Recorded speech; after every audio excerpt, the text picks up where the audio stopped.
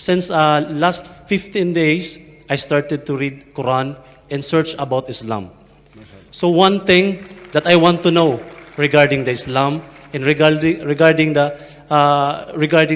become a Muslim, I prepared some questions. I prepared some notes here, which is I found in the YouTube, in other articles in the internet, that it says these words came from Prophet Muhammad, peace upon him.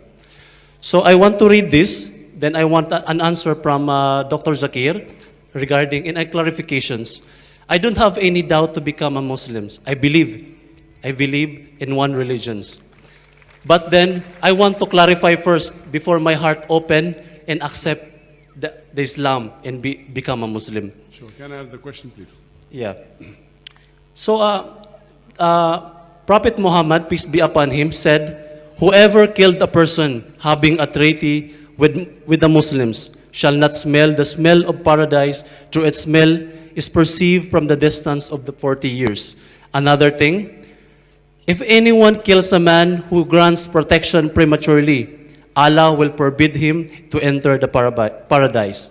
Another thing, Allah the Almighty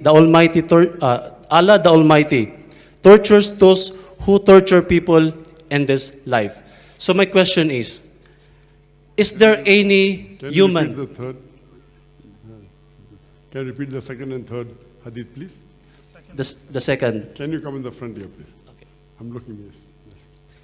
The second is, if anyone kills a man who he grants protection prematurely, Allah will forbid him to enter paradise. So my question for this statement from Prophet Muhammad, peace be upon him, is there any written in the book that... Can you continue, please? Okay, back to my question. So, if there is any written in the book that, or in the Quran, says that there is one person, a human being, sent by God or give the authority that God that kills a person, whatever this person has sinned or even the heavy sins. So, according as what I said, Allah Almighty tortures the person who tortures human beings. So that is my question.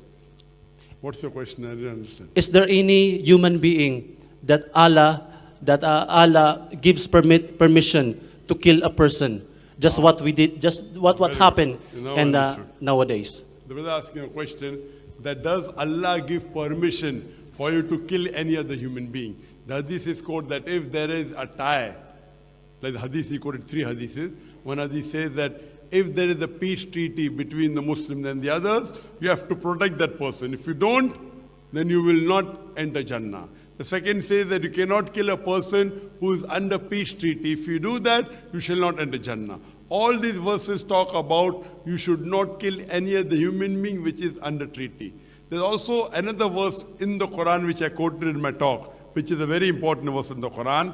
In Surah Ma'idah, chapter 5, verse number 32, which says that if anyone kills any other human being, whether it be a Muslim or non-Muslim, unless it be for murder or for spreading corruption in the land, it is as though he has killed the whole of humanity. And if he saves any human being, he has saved the whole of nation. So according to the Quran, as well as the Hadith, you cannot kill any innocent human being. And a question, who can you kill?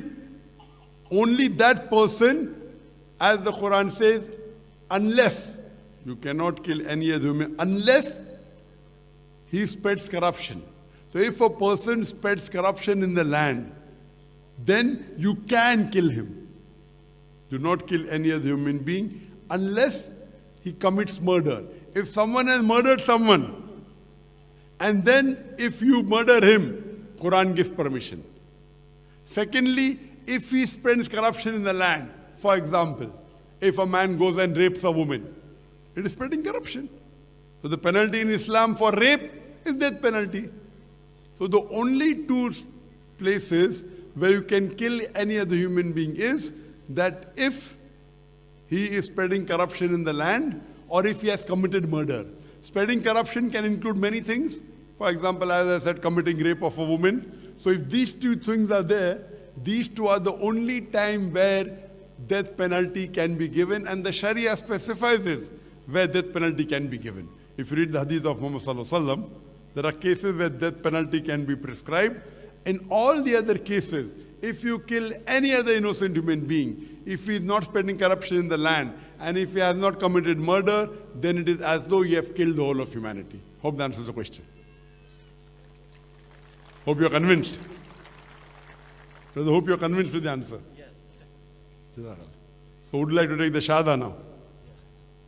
A request of the brother again.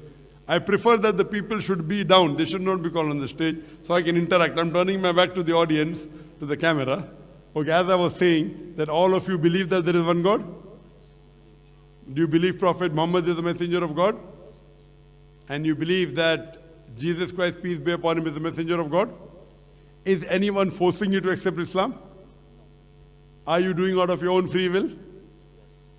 Out of your own free will? Are you doing it out of your own free will? Is anyone forcing you? Okay, I'll just say it in Arabic. The same thing, that there is one God and Prophet Muhammad is the messenger, and you repeat it, inshallah, after me. Ashhadu. Can you give the microphone, please? Dr. Mazhar. Ashhadu. Ashhadu. Allah. Allah. Ilaha. Ilaha. Illallah. Illallah. Wa ashhadu. Washhadu. Anna. Anna. Muhammadan. Muhammadan. Abduhu. Abduhu. Wa rasuluhu. Wasulul.